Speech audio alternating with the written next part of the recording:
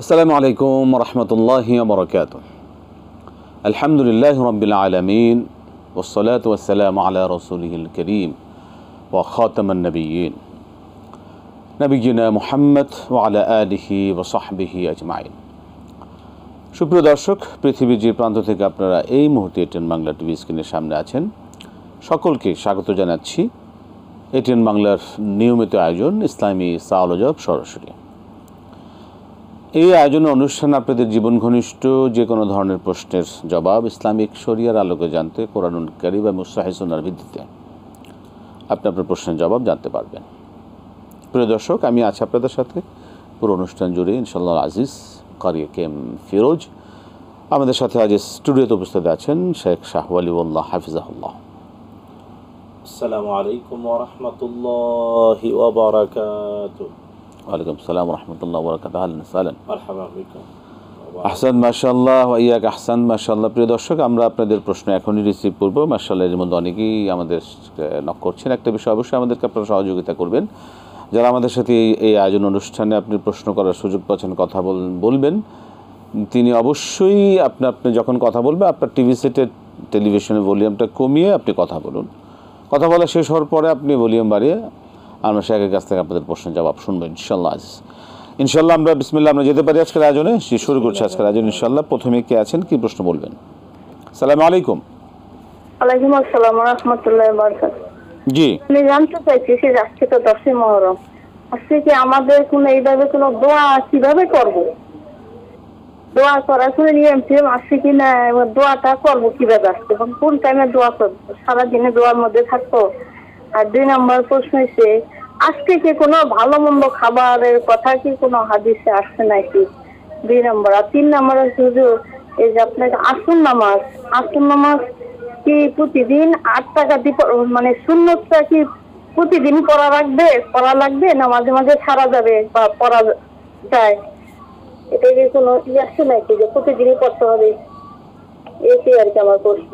ঠিক আছে, ধন্যবাদ। আসসালামু আলাইকুম। ওয়ালাইকুম আসসালাম ওয়া রাহমাতুল্লাহ। জি শেখ, ইনশাআল্লাহ আমরা আলহামদুলিল্লাহ ওয়াসসালাতু ওয়াসসালামু আলা রাসূলিল্লাহ ওয়া বা'দ। আকুলু ওয়া বিল্লাহিত তাওফীক। এটা হলো যে বাংলাদেশের স্থানীয় চাঁদের সময় অনুযায়ী আজ হলো মুহররমের 10 তারিখ, আশুরা। আজকের দিনটা রোজা রাখা, কারণ মুহাম্মদুর রাসূলুল্লাহ সাল্লাল্লাহু তাআলা আলাইহি ওয়াসাল্লাম আমাদেরকে সুসংবাদ দিয়েছেন যে আশুরার একটা রোজা বিগত 1 বছরের পাপের কাফারা হয়ে যায়। শুধু তাই না, এটাও জানা উচিত যে রাসূলুল্লাহ সাল্লাল্লাহু তাআলা আলাইহি ওয়াসাল্লাম মক্কাতুল মুকাররমা থেকে মদিনাতুন নববিয়্যা শরীফাতে হিজরত করার পরে 1 বছর এই আশুরার রোজাটা ফরজ ছিল।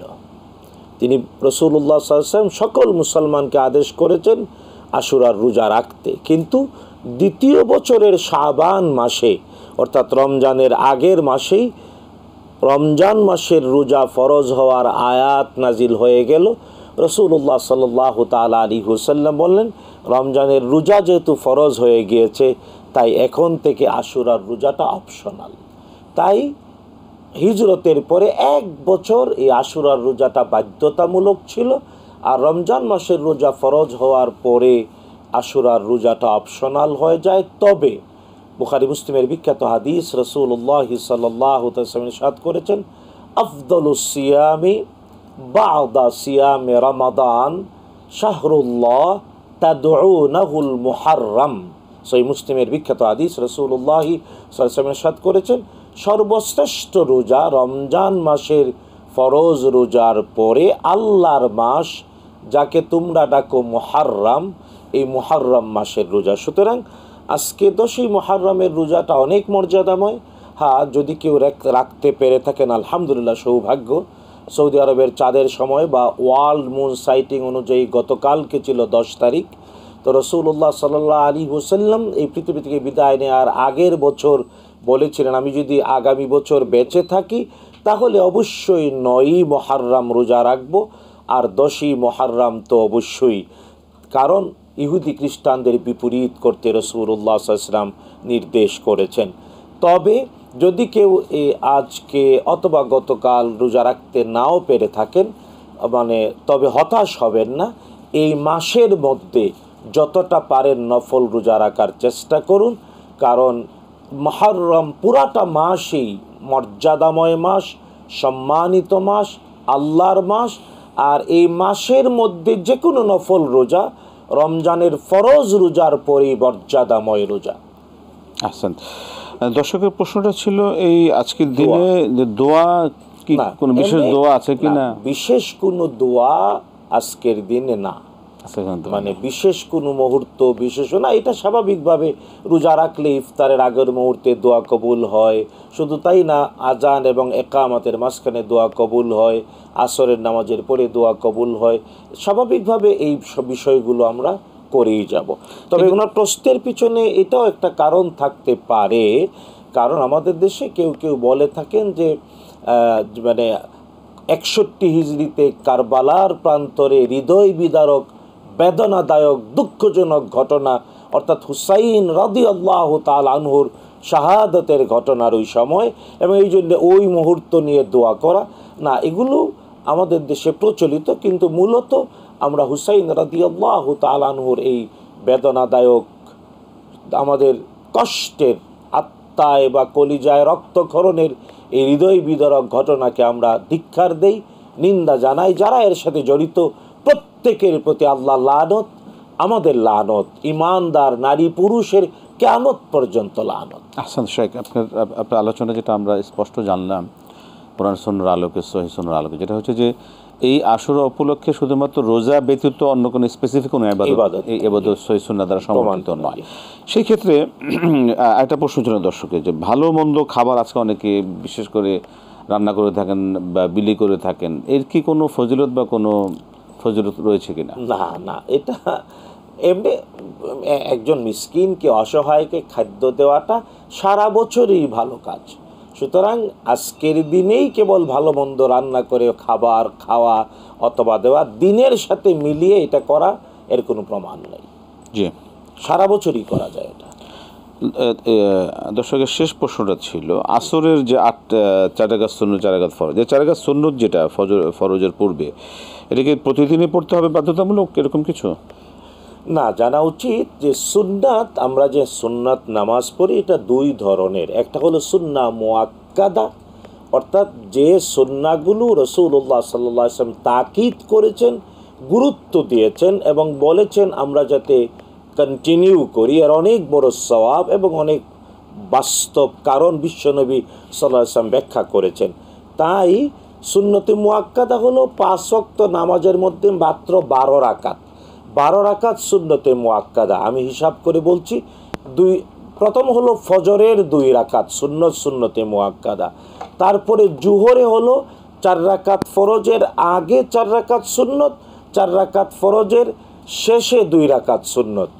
তাই জুহরে হলো 6 রাকাত, ফজরে 2 রাকাত, জুহরে 6 রাকাত 8 রাকাত, তারপরে মাগরিবের 3 রাকাত ফরজের পরে 2 রাকাত 10 রাকাত, আর এশার 4 রাকাত ফরজের পরে 2 রাকাত। এই 12 রাকাত হলো সুন্নতে মুআক্কাদা বা সুন্নতে রাতেবা।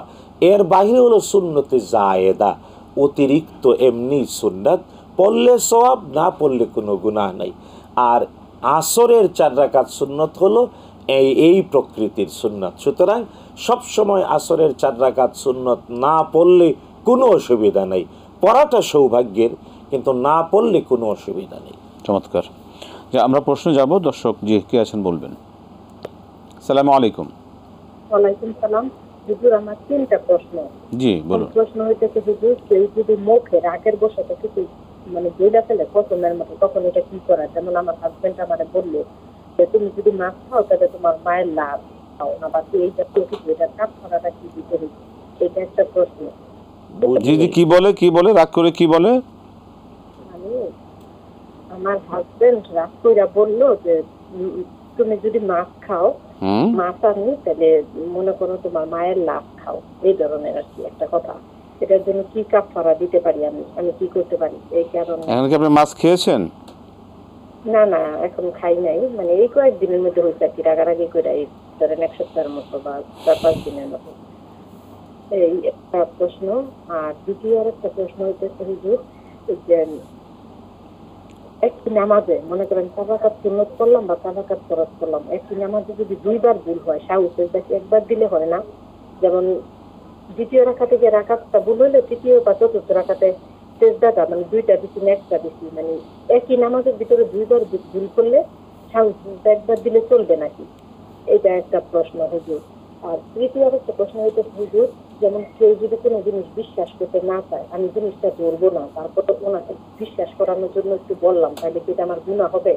যেমন আমার হাজবেন্ড একটা জরুরি কাগজ পাইতেছে না, তো সেক্ষেত্রে পাইতেছে না দেখে উনি আমার সন্দেহ করতেছে যে আমি মনে হয় লুকাইছি, তখন আমি ধরবো না, জানি এটা গুনাহ, তারপর আমি বলছি যে আমি কোরআন মাজিদ ধরে বলতে পারবো যে আমি এটা লুকাই নাই বা আমি এটা ধরি নাই, এটা তুমি কই রাখছো খুঁজা দেখো, তাহলে কি এটা আমার গুনাহ হচ্ছে? ভাই এইটাতে আমি কি করতে পারি? আমি জানি এটা ধরবো না, কিন্তু ওই মুহূর্তে আমি তারা বিশ্বাস করানোর জন্য এটা বলছি।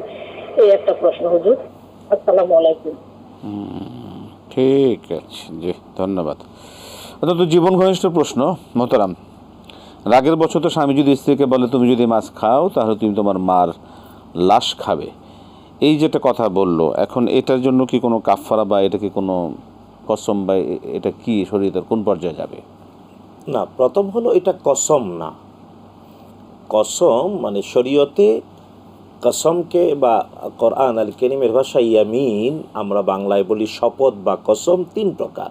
একটা লাগু, একটা হলো গামুস, আর একটা হলো মুনআকাদা।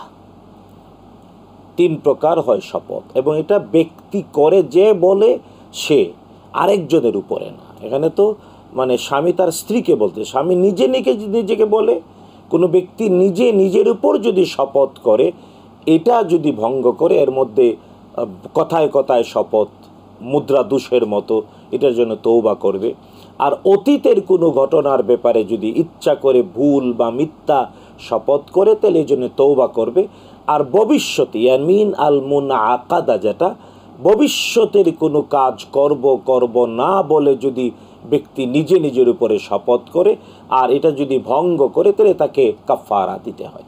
তো আর ওই কাফারা হলো 4টার যে কোনো একটা হলো হয় একটা দাস মুক্ত করা, না হয় আজ কাল পরশু ধারাবাহিক 3টা রোজা রাখা, অথবা 10 জন মিসকিনকে খাদ্য দেওয়া, অথবা 10 জন মিসকিনকে পোশাক দেওয়া। এটা হলো ইয়ামিন আল মুনআকাদার ব্যাপারে। কিন্তু এখানে যে ঘটনাটা, এটা ওই ধরনের শপথ না, বরং স্বামী তার স্ত্রীকে এম্বার্গো দিতে চাইছে এটা। আর ওই স্বামী মানে ওই লোককে আসলে, এই জন্য আমাদের এক শিক্ষক বলতেন যে স্বামী হওয়ার জন্য যোগ্যতা লাগে। স্বামী হওয়ার জন্যে বেসিক কিছু ফাউন্ডেশন থাকতে হয়। তো যে ব্যক্তি তার স্ত্রীকে এইভাবে কথা বলে, আসলে ওর স্বামী হওয়ার যোগ্যতা তো প্রশ্নবিদ্ধ, ওরে আগে শেখানো উচিত। কারণ স্ত্রীর সাথে রাগ করতেই পারে, কিন্তু শাশুড়ির মৃত লাশ এমন কথা বলার কত বড় পাপিষ্ঠতা, পাপাচারিতা, মূর্খতা, বোকা অথবা বেয়াদব, যে কোনো একটা। আল্লাহ হেদায়েত নসিব। এই জন্যে মানে যে এমন কথা বলে, ওই স্বামী সে তওবা করবে, সে আল্লাহর কাছে পানাহ চাইবে, আর এমন মিথ্যা, বুকামি অথবা বেয়াদবিমূলক কথা পুনরাবৃত্তি করবে না। অপ্রাসঙ্গিক, একদম অপ্রাসঙ্গিক। আল্লাহ হেদায়েত নসিব। জি, আমরা পরের প্রশ্নটা ভালো প্রশ্ন, যে একই সালাতে যদি একাধিক ভুললে কি একই সাজদা দিলে চলবে নাকি না আরো?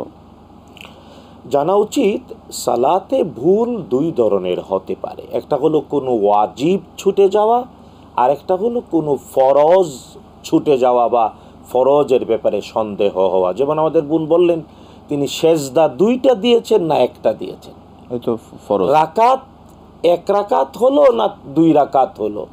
যদি রাকাতের ব্যাপারে সন্দেহ হয়, অথবা কেরাত, অর্থাৎ প্রথম 2 রাকাতে কেরাত পড়া, ফরজ যেগুলো মানে সূরাতুল ফাতিহার সাথে কেরাত মিলান, ওইটা পড়লাম কি পড়লাম না সন্দেহ হয়, অথবা রুকু দিলাম কি দিলাম না সন্দেহ হয়, সেজদা দিলাম কি দিলাম না সন্দেহ হয়, ফরজ, যে কোনো ফরজের ব্যাপারে যদি সন্দেহ হয়, তাহলে ওই পূর্ণ একটা রাকাত আবার পড়তে হবে এবং পরে সাজদায়ে সাহু দিতে হবে।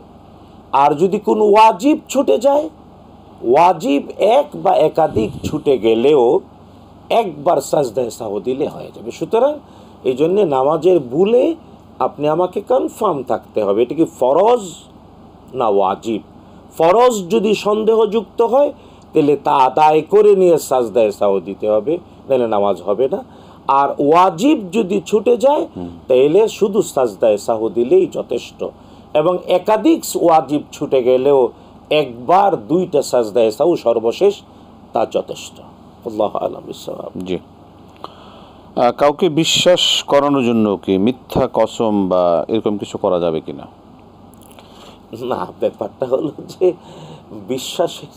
বিশ্বাসের অবস্থানটা কেন এত নড়ে হবে যে আমাকে মিথ্যা শপথ করতে হবে? না, সত্যই আপনি সত্য কথা যথাযথভাবে বলবেন এবং বলবেন, দেখো প্রয়োজনে আল্লাহর নামে কসম খেয়ে বলবেন, কিন্তু কোরআন ছুঁয়ে শপথ, কারণ শপথ শুধু আল্লাহর নামেই হয়, আল্লাহ তাআলার নামেই। এছাড়া আর কোনো কিছুকে ছুঁয়ে ধরে শপথ করাটা শরিয়ায় সিদ্ধ নয়। অনেকে মসজিদ ধরে কসম খায়। না, ওইগুলা বললাম তো, এগুলো আমাদের সমাজে মানে লোকজন মনে করে যে লোকটা বিশ্বাস করে না, কি করব, কিন্তু না, সে বিশ্বাস করুক আর না করুক, আপনি আপনার অবস্থান থেকে টলবেন না। ব্যক্তি যখন তার অবস্থানের উপর অটল থাকে তখন বাধ্য হয়ে বিশ্বাস করে। বুঝতে পেরেছেন? এই জন্য যে বিশ্বাস করলো না তাকে বিশ্বাস করাতে গিয়ে আমার অবস্থান পাল্টে দিলাম, তাহলে তার সন্দেহ আরো বাড়বে। এই জন্য নিজের অবস্থাতে অটুট থাকা। আল্লাহ পাক হেফাজত করুন। সেক্ষেত্রে অনেকে দেখি যে প্রচলিত অবস্থাতে আসলে মানুষের ইমান আকীদার অবস্থা যে অবস্থা, অনেকেই মাথার কসম, মার কসম, মানে সন্তান ছুঁয়ে কসম, এগুলা সব হলো মিথ্যা এবং ক্ষেত্র বিশেষে এগুলা শিরকের দিকে ব্যক্তিকে ধাবিত করে। জানা উচিত আকসামু বিল্লাহ, হ্যাঁ, শুধুমাত্র আল্লাহর নামে শপথ করা যায়, এছাড়া আর কোনো কিছুর নামে শপথ করা শিরক। সুতরাং এটা করা যাবে না। আর যে বিশ্বাস করার সে বিশ্বাস করবে, আর আপনি সত্যবাদী নিজের অবস্থানে অটুট থাকবেন যে ইন্নাল্লাযীনা ক্বালু রাব্বুনাল্লাহু সুম্মা ইসতাকামু, আমি আল্লাহ আমার রব ঘোষণা দিলাম, এরপর অটল দাঁড়িয়ে থাকলাম। নিজের অবস্থান পরিবর্তন না করলে এটাই বিশ্বাসের ঠিকানা। আর যে বারবার অন্যকে বিশ্বাস করাতে গিয়ে অবস্থান পরিবর্তন করে, অর্থাৎ মাইলস্টোন পাল্টায়, সে তো সীমানা অতিক্রম করে ফেলে। আল্লাহ পাক হেফাজত করুন। জি, আমরা যাব পরবর্তী প্রশ্নে। দর্শক বলুন। আসসালামু আলাইকুম। ওয়ালাইকুম আসসালাম। জি, বলবেন কি প্রশ্ন? আমার একটা প্রশ্ন হইলো, আপনার ইয়া শাহিদু ইয়া হাকিমু, যে কোনো একজন হুজুর আমাকে বললো, মানে এই দুটা ওসিফা মানে সবসময় বলার জন্য, ইয়া শাহিদু ইয়া হাকিমু। ইয়া হাকিমু ঠিক আছে, ইয়া শাহিদু এটা কি আল্লাহ তাআলার গুণবাচক নামের মধ্যে পড়ে না? এটা কি, এটা ফজল টজল কি বলছে হুজুর? ধরেন কোনো একটা বিপদ আপদ বা কোনো হুজুর বলছে যে কোনো একটা বিপদ আপদ বা একটা কোনো সমস্যার মোকাবেলা হলে এই দুটা নাম বেশি বেশি পড়া আছে, ইয়া শাহিদু ইয়া হাকিমু। ঠিক আছে, জি আমরা শুনুন। জি, আমরা ধন্যবাদ। জি মোহতারাম, দেখুন কোরআন আল কারীমে আয়াত আছে, আল্লাহু আলা কুল্লি শাইইন শাহীদ। শাহীদ, তো শাহীদ মানে প্রত্যক্ষকারী। আল্লাহু শাহীদুন আলা মা তাফআলুন। হ্যাঁ, আল্লাহু শাহীদুন আলা মা তাফআলুন। সুতরাং মানে ইয়া শাহীদ মানে আল্লাহ সুবহানাহু ওয়া তাআলার গুণবাচক নামের একটা শাহীদ। তবে 99টি গুণবাচক নামও মুখস্থ করা পড়া ভালো। তো আল্লাহ তাআলা নিজের গুণ হিসেবে কোরআন আল কারীমে শাহীদকে নিজেই ঘোষণা করেছেন। তাই শাহীদ মানে প্রত্যক্ষকারী, সব কিছু যিনি দেখেন, তাই এই নামে আল্লাহকে ডাকলে অসুবিধা নেই। আর হাকিম মানে তো মানে যিনি মানে হুকুম দানকারী, সকল ব্যাপারে মানে সিদ্ধান্ত, প্রজ্ঞাময় সিদ্ধান্ত প্রদানকারী আল্লাহ তাআলা হাকিম। ইয়া হাকিমু ইয়া শাহীদু পড়া যাবে, কোনো অসুবিধা নেই। জি জি, দর্শক বলুন কে আছেন পরবর্তীতে। আসসালামু আলাইকুম। আসসালামু আলাইকুম। ওয়ালাইকুম সালাম ওয়া রাহমাতুল্লাহ। হুজুর, আমার প্রশ্নটা হচ্ছে যে প্রসাবের পর যদি ঢিলেপুলুক নেওয়ার পরেও তারপরে যদি কোনো কিছু বের হয় বা মনে হয় এরকম, তাহলে আসলে কি করা হবে পবিত্রতা থাকার জন্য? ঠিক আছে, এটাই প্রশ্ন, আর কিছু আছে? জি ধন্যবাদ। জি মোহতারাম, আসলে প্রথম জানা উচিত পেশাব করতে কিভাবে বসবো। আমরা অনেকেই রাসূলুল্লাহ সাল্লাল্লাহু আলাইহি ওয়াসাল্লামের শিখানো ওই পদ্ধতিটা জানি না। রাসূলুল্লাহ সাল্লাল্লাহু আলাইহি ওয়াসাল্লাম পেশাব করতে বসতেন বা বসতে তিনি শিখিয়েছেন, ব্যক্তি তার বাম পায়ের পাতার উপরে বসবে আর ডান পাটা খাড়া করে দেবে। বাম পায়ের পাতা, আমি কি মানে দেখাতে পারি? একটু আমাদের দেখানো জরুরি। আমি যদি একটু দেখাই যে জি। সুন্নাহ হলো, জি জি একটু আচ্ছা আগে বলে নেই। জি জি জি জি আচ্ছা আমি দেখাই যে এইভাবে, এই যে এই ঠিক এইভাবে এইভাবে এইভাবে এইভাবে বাম পাটা বাম পায়ের একটু নিচের দিকে থাকবে। এই যে এইভাবে এইভাবে বাম পায়ের এই পাতার উপরে ভর দিয়ে ডান পাটা খাড়া করে যদি কেউ বসে, তাহলে ডাক্তাররাও বলেছেন, আজকের আধুনিক যুগের মেডিকেল সায়েন্সও বলে যে কিডনির লাইনটা একেবারে সোজা হয়ে যায়, তাই পেশাবের সর্বশেষ ফুটাও ঝরে পড়ে। যদি এইভাবে কেউ না বসতে পারেন, হাইকমোটে বসেন, তাহলে একটু সময় ওই জায়গাতেই দাঁড়ালেন, উঠলেন, বসলেন, একটু সময় দিলে তখন মানে পেশাব ক্লিয়ার হয়। এরপরেও যদি কেউ মনে করেন যে অনেকক্ষণ পরে মনে হচ্ছে আমার আরেকটু কিছু ঝরলো, তাইলে এটা দুই কারণে হতে পারে। এক নাম্বার, বাস্তবে হতে পারে, তো বাস্তবতা কি না তা একটু চেক করে নিতে হয়। যদি সত্যি এমন হয় তাহলে একটু ডাক্তারের কাছে গেলে ঔষধ ঠিকমতো সেবন করলে, যেহেতু রাসূলুল্লাহ সাল্লাল্লাহু আলাইহি ওয়াসাল্লাম বলেছেন মা জাআলাল্লাহু মিন দাইন ইল্লা দাওয়া, আল্লাহ তাআলা এমন কোনো অসুস্থতা দেন নাই যার ওষুধ দেন না, ঔষধ আল্লাহ আগেই দেন নাই। ফাইদা মারিতুম ফাতাদাউ, সুতরাং অসুস্থ হলেই তোমরা সুস্থতার জন্য ঔষধ সেবন করো, এটা সুন্নাহ, রাসূলুল্লাহ সাল্লাল্লাহু আলাইহি ওয়াসাল্লামের নির্দেশ। তাই ঔষধ সেবন করলে এটা কমে যাবে। আর অনেক সময় হয় এটা শয়তান, আলকাশ শাইতানু ফি উমনিয়াতি, শয়তান ব্যক্তির মনের মধ্যে ওয়াসওয়াসা দেয়, মনে হয় বের হলো। উমর ইবনুল খাত্তাব রাদিয়াল্লাহু তাআলা আনহু, উমর ইবনুল খাত্তাব রাদিয়াল্লাহু তাআলা, তিনি একবার তার এমন হয়েছিল, রাসূলুল্লাহ সাল্লাল্লাহু আলাইহি ওয়াসাল্লাম বলে আমার মনে হয় যেন পেশাব, নবীজি বলেন চেক করে দেখো, পরে দেখলেন না, পরে তিনি উমর ইবনুল খাত্তাব রাদিয়াল্লাহু তাআলা আনহু কে বিশ্বনবী শিখায় দিলেন, তোমার যদি মনে এমন কখনো আসেই থাকে তাহলে বিসমিল্লাহির রহমানির রহিম বলে 3 বার পানি ছিটাইয়ে দিও, তাইলে এই মনের মধ্যে ওয়াসওয়াসাটা আর জায়গা নেবে না। সুতরাং যদি কারো পেশাব ঝরে অথবা পেশাব ঝরতে পারে বলে সন্দেহ তৈরি হয়, 1 নাম্বার হলো আমরা অনুরোধ করলাম সুন্নাহ অনুযায়ী বসার। এটা যদি কেউ না পারে তাহলে ওই জায়গায় পেশাবখানায় কিছুক্ষণ দাঁড়ানো, উঠা, বসা চেষ্টা করলে, একটু সময় নিলে ইজি হয়ে যাবে। আর এর পরেও যদি অনেকক্ষণ পরে পেশাব বের হয় বলে সন্দেহ, তাহলে চেক করবেন, একটু দেখবেন, চেক করে নেবেন। সন্দেহ হলো বের হয়েছে, তাহলে আবার একটু পেশাবখানায় গিয়ে চেক করে দেখুন সত্যি হইল কিনা। যদি হয় ডাক্তারের কাছ থেকে ঔষধ সেবন করুন, আর যদি তা না হয়, শয়তানের ওয়াসওয়াসা হয়, তাহলে আউযু বিল্লাহি মিনাশ শাইতানির রাজিম পড়বেন আর বিসমিল্লাহ বলে পানি ছিটিয়ে দেবেন। জি, চমৎকার, আহসান, মাশাআল্লাহ, বারাকাল্লাহ ফিক। আমরা যাব পরবর্তী প্রশ্নে। জি দর্শক বলুন। আসসালামু আলাইকুম। আসসালামু আলাইকুম। জি, কে আছেন? হ্যালো, আসসালামু আলাইকুম। হুজুর, আমার ওই প্রথম প্রশ্নটা হুজুর উত্তর শুনতে পারিনি, একটু কারেন্টটা ডিস্টার্ব দিচ্ছে তো চলে গেছিল। মানে মাছ যে খাওয়ার ব্যাপারে আমার হাজবেন্ড বলছে, আমার হাজবেন্ড একটু রাগি টাইপের, ও নিজে কিছু করবো না, 3টা রোজা রাখবো না, ও বললে আর রাগ করবো, সেক্ষেত্রে আমি কি করতে পারি? না না না, এটা তো জবাব দেওয়া হয়েছে। না না, একটু শুনতে পারি না, যদি কারেন্ট ছিল না, একটু যদি বলেন আবার কারেন্ট শুধু এই প্রশ্নটার উত্তর, তাহলে কি আমি মাছ দিয়ে আপনি রান্না করলে হয় না? জি প্রিয়, আমি কি খাবো না, তাহলে তরকারি রান্না করলে আমি কি করতে পারি? জি প্রিয় দর্শক, খাইলে কোনো অসুবিধা হইব? যে আমার কথা শুনুন, আপনি আমার কথাটা আপনি শুনুন। আজকে যে প্রশ্ন আপনি করেছেন তা সুন্দর, অনেক লম্বা এবং বিস্তারিত, কোরআন সুন্নাহর আলোকে সুন্দর জবাব দেওয়া হয়েছে এবং পরিপূর্ণ জবাব এসছে। আপনি এই জবাবটুকু আমাদের ইউটিউবে আপনি পেয়ে যাবেন, ইসলামিক ATN বাংলা ইসলামিক টিভিতে। আপনি এই আজকে যে পর্বটি অনুষ্ঠিত হলো, আপনি যে প্রশ্ন করেছেন সে জবাব দিয়েছেন, আপনি ইউটিউব থেকে মেহরবানি করে আপনি সার্চ করলে পেয়ে যাবেন আজকে, অবশ্যই। ধন্যবাদ আপনাকে। জি মোহতারাম, পরবর্তী প্রশ্নে যাচ্ছি। জি দর্শক কে আছেন বলবেন, যে আমরা প্রশ্নে যাব। আমরা প্রশ্ন নিচ্ছি, পরবর্তীতে সিরিয়ালে যিনি লাইন পাচ্ছেন। জি, সালাম আলাইকুম। সালাম আলাইকুম।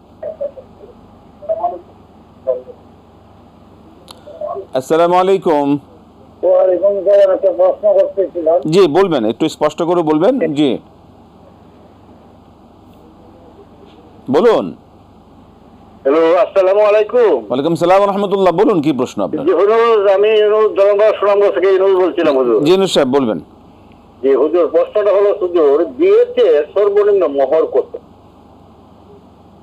আচ্ছা, বিয়েতে সর্বনিম্ন মোহর কত? কোন বিয়েতে মোহরের উল্লেখ না থাকলেও কি মোহর পরিশোধ করতে হবে?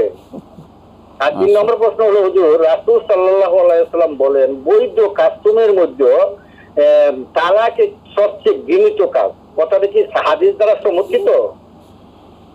বৈধ কিন্তু ঘৃণিত। না, সবচেয়ে ঘৃণিত। জি, ঘৃণিত কিন্তু ইসলাম ঘৃণিত। বৈধ কাস্টমের মধ্যে হুজুর জি জি জি জি, সবচেয়ে ঘৃণিত কাজ। ঠিক আছে। রাসূল সাল্লাল্লাহু আলাইহি ওয়াসাল্লাম বলেন, এটা কি হাদিস দ্বারা সমর্থিত?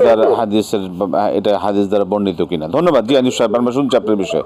জি মোহতারাম, বিয়েতে মোহর, বিয়েতে সর্বনিম্ন মোহর কত, এটা নিয়ে উলামাদের মধ্যে অনেকগুলো অভিমত রয়েছে।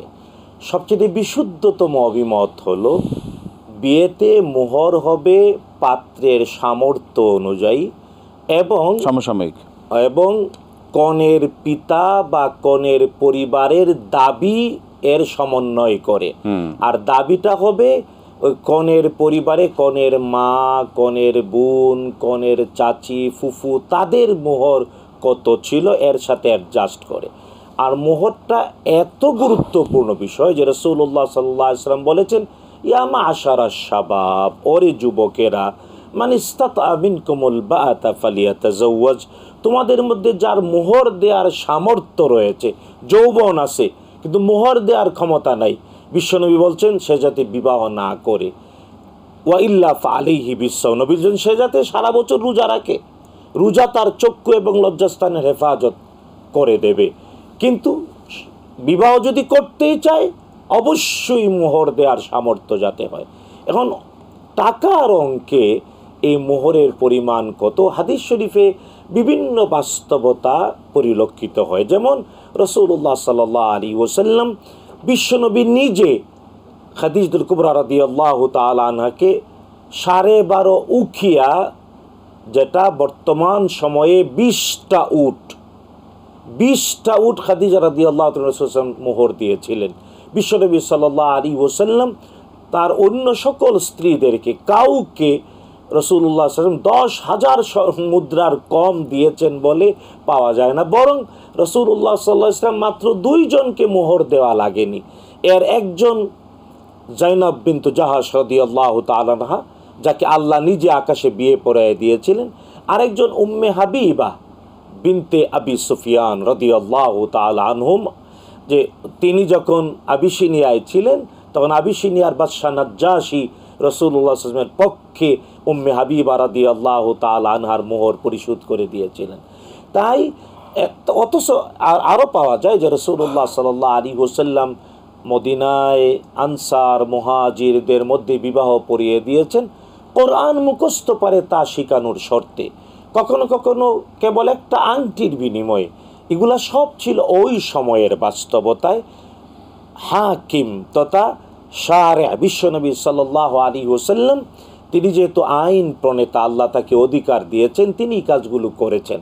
কিন্তু বর্তমান সময়ে এসে পৃথিবীর সব আইম্মা মুজতাহিদিন একমত, মোহর অবশ্যই দিতে হবে এবং মোহরটা নির্ধারিত হতে হবে। কারণ আল কোরআন আল কারীমে আল্লাহ সুবহানাহু ওয়া তাআলা নামাজ ফরজ করেছেন, ফরজ শব্দ বলেন নাই, বলেছেন আকিমুস সালাহ। রোজা ফরজ করেছেন, ফরজ শব্দ বলেন নাই, বলেছেন কুতিবা আলাইকুমুস সিয়াম। হজ ফরজ করেছেন, ফরজ শব্দ বলেন নাই, বলেছেন ওয়া আতিম্মুল হজ্জ ওয়াল উমরাতা লিল্লাহ। কিন্তু যুবক নববর হবে আর যুবতী নববধূ হবে। আল্লাহ তাআলা বিবাহের জন্যে ফরজ শব্দ দিয়ে কোরআন আল কারীমে মোহর বলেছেন। সুতরাং কাদ আলিমনা মা ফারাদনা আলাইহিম ফি আজওয়াজিহিম, ফরজ শব্দ দিয়ে আল্লাহ তাআলা মোহরের কথা বলেছেন। তাই সর্বনিম্ন মোহর এটা বাংলাদেশের সর্বনিম্ন মোহর কত এটা আমি বলতে পারি না, এটা বাংলাদেশের সরকারি ব্যবস্থাপনায় সরকারের দায়িত্ব ঘোষণা করবে। যুবক কত দেওয়ার সামর্থ্য রাখে আর কত মোহর পরিশোধ করলে স্বামী হিসেবে স্ত্রীর কাছে যৌতুক দাবি করবে না, কারণ যৌতুক বন্ধ করার শরীয়তের নির্দেশনার নাম মোহর। আর মোহর মানে স্বামী দেবে, আর যৌতুক মানে স্ত্রী এবং তার পরিবার দেয়। তাই যদি যৌতুক বন্ধ করতে হয় তাহলে অবশ্যই মোহর প্রতিষ্ঠা করতে হবে।